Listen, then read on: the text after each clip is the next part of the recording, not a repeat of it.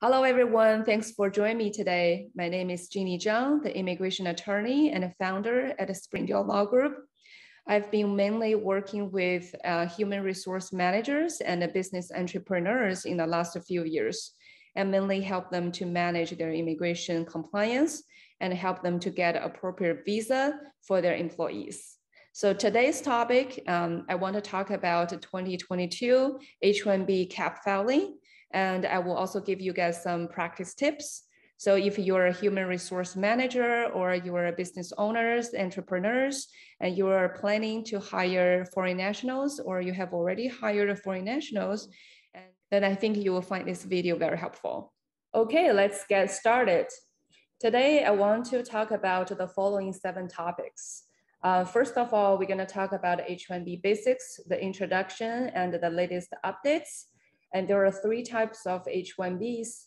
And then we're going to talk about the important timeline for H1B cap filing 2023 and the important timeline for the Cap-Exempt H1Bs.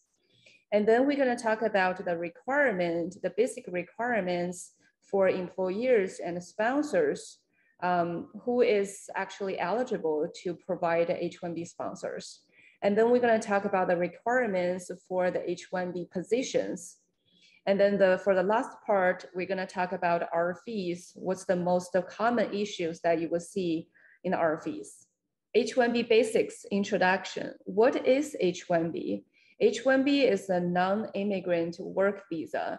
H1B program was launched in 1990 by President George W. Bush. And this program is intended to help American firms deal with the labor shortages in rapidly growing fields that demand specialized skills such as research, AI, engineering, and computer programming. But nowadays, some technology companies are using this program in the wrong way.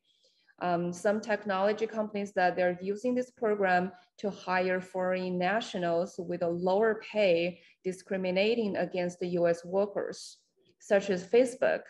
So as you all know, for a long time, Facebook was banned to sponsor employment-based permanent residency progress because Facebook was discriminating against the US local workers, and that violated the immigration law.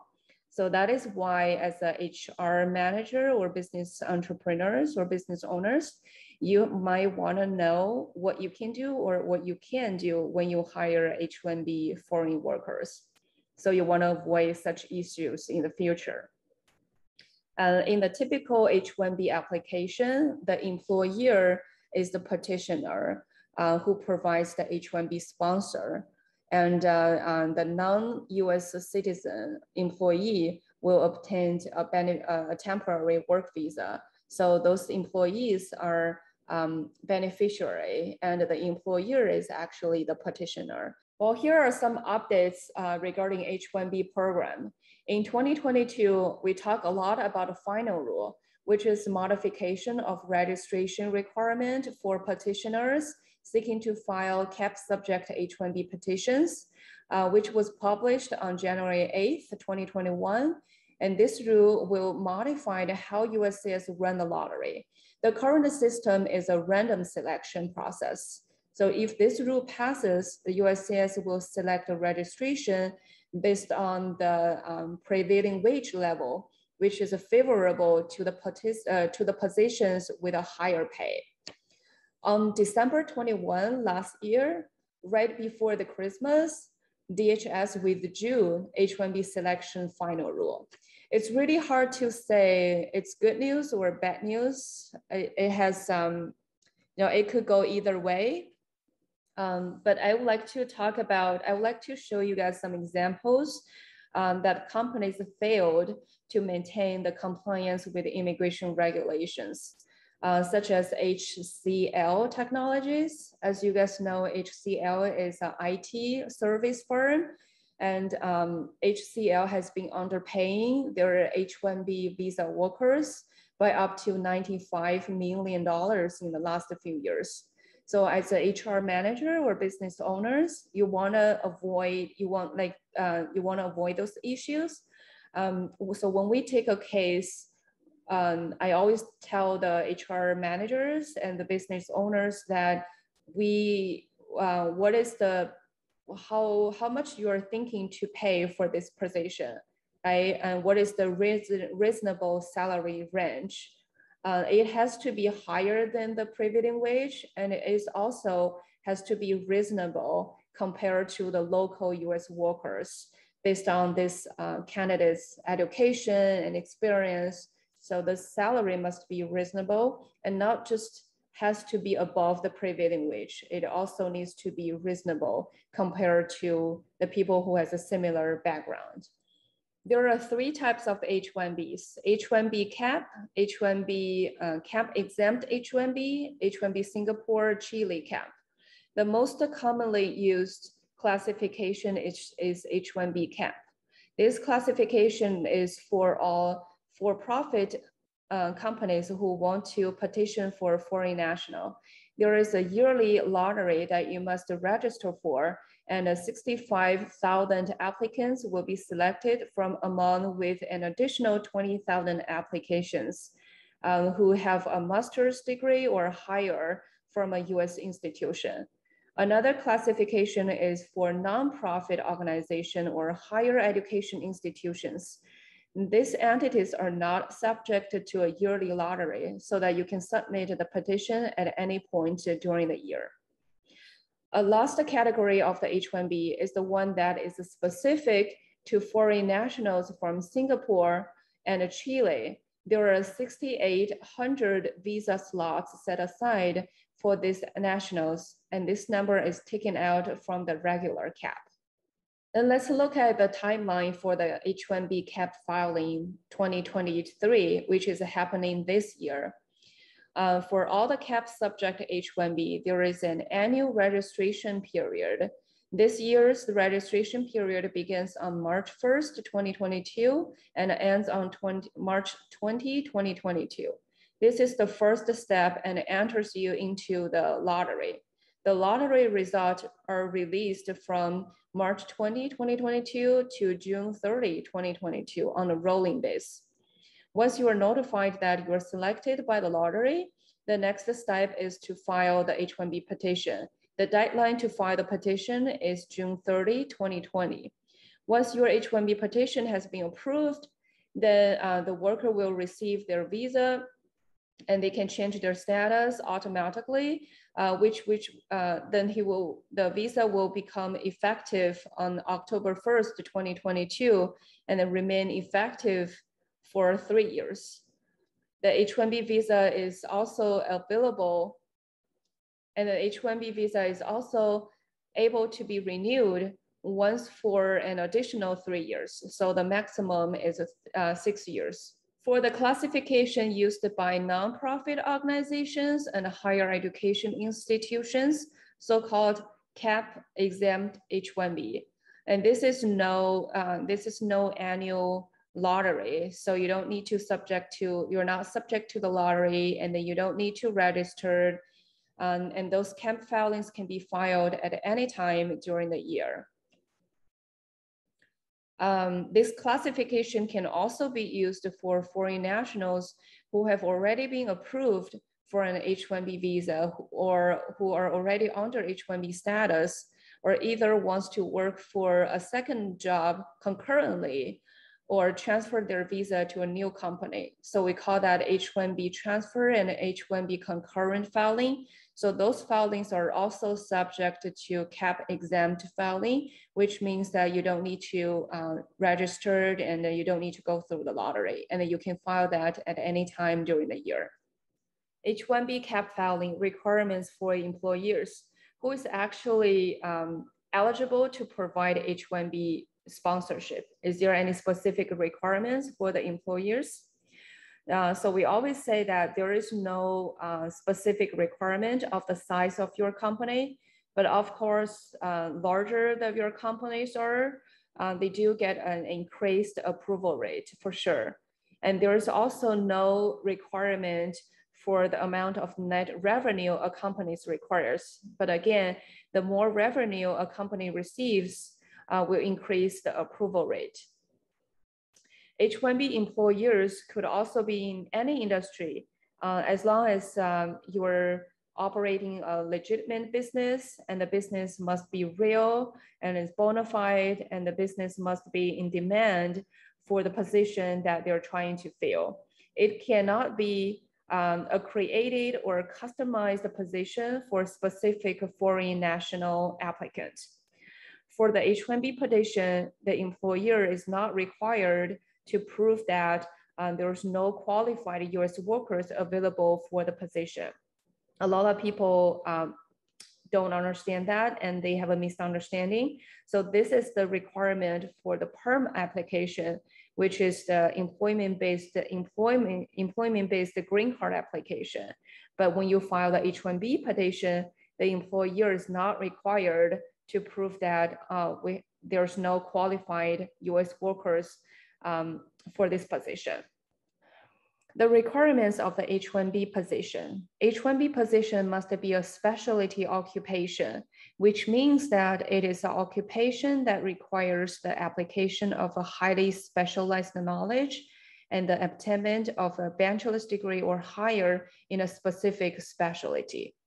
And there are 4 standards of the specific of the specialty occupation that is a very common issue in RFE. So we'll talk about that in just a few minutes. The second requirement for the H1B position is the foreign national's major must be relevant to the position. So for example, if I majored in chemistry, you cannot apply for H1B position in engineering. So the last one is the prevailing wage. So for the prevailing wage, the H1B employers must promise to pay the wage to the H1B workers, the prevailing wage, at least the prevailing wage for the occupation in that area of the intended employment, or at least equal to the actual wage to the other workers with a similar experience and qualifications for this job, whichever is greater. The prevailing wage, it all depends on the location and the job description, the work site. So if like I'll give you a good example. So I'm running a dentist office, and if I'm trying to hire a dentist in New York, the prevailing wage might be $150,000. But if you're hiring this position in California, the prevailing wage could be as higher as $250,000. We can run a quick research for you to determine what's the prevailing wage for this position, as long as you provide the job description, which include the job duties and work site and the education and experience requirement. We'll run a quick search for you. Post-filing issues, we call it RFE, which is a short for request for additional evidence. So after we file the H1B position, the government can issue a request for evidence. And the most common issue on the RFE is a specialty occupation. And there are 4 standards of the specialty occupation. We need to meet at least one of the standards and to prove that this position is a specialty occupation. And we have a pretty good sense about what position is qualified or not. Let me show you. So this is a list of the H1B positions that we worked on before, and we have a pretty good successful record. So you can see that, so if you can send us, if you want to send us the job description, we can do a case value and tell you if this position is qualified for H1B or not. Let's go back to this RFE. So the second issue, which is a very common one, is the beneficiary's qualification. So one time we were representing a IT service company, and the H1B position is data analyst. But this beneficiary, he is majored in chemistry and analysis. So this position has nothing to do with chemistry. But we got an expert opinion letter and some persuasive supporting document, and we made the argument that the beneficiary's major, even though the beneficiary's major is in chemistry and analysis, but the analysis part is what make him qualified for this position. So then that case got approved. The last common issue is change of status. Once the H1B petition is approved, if the beneficiary has legal status in the US, then he can change his status to H1B status automatically. He does not need to leave the country or apply the visa outside of the US. What makes it very interesting is during pandemic, a lot of people lost their job. They were under H1B status, and then they lost the job during the pandemic, and then they went back to school. So currently they are under student visa, right? Under student F1 status or OPT status. Now they found a new job. We can hire this beneficiary because we can reactive the H1B status. Even though he went back to school, he's a student visa, student status, F1 status, but we can reactive the H1B status by filing another H1B petition. Then in that way, he does not need to run the lottery. It does not need to go through the lottery and the registration. Those are a bunch of the corporations that we have been worked before, and we're still representing. The new H1B season is coming up, and we can offer a few services to you guys. Currently, we are offering a free case evaluation based on the proposed job description. We can also run a prevailing wage determination based on the proposed job description and work location. And if you don't know if you can hire foreign nationals in this particular position, feel free to send us the job description and we can do a case evaluation for you. And we can also help you manage the compliance with the current H1B foreign national workers, and help you to manage the compliance with the immigration terms and policies, stuff like that. And we can also provide strategies to provide legal authorizations to foreign nationals from all different countries, such as China, Singapore, Canada, Australia, Mexico, South Africa, and Switzerland, and some other countries in East Europe. We have done this before, and the immigration law varies a little bit, depends on the beneficiary's country, the birth country. We can also help you to file the H1B initial application, H1B transfer, and H1B amendments within a reasonable time frame. Here is my contact information.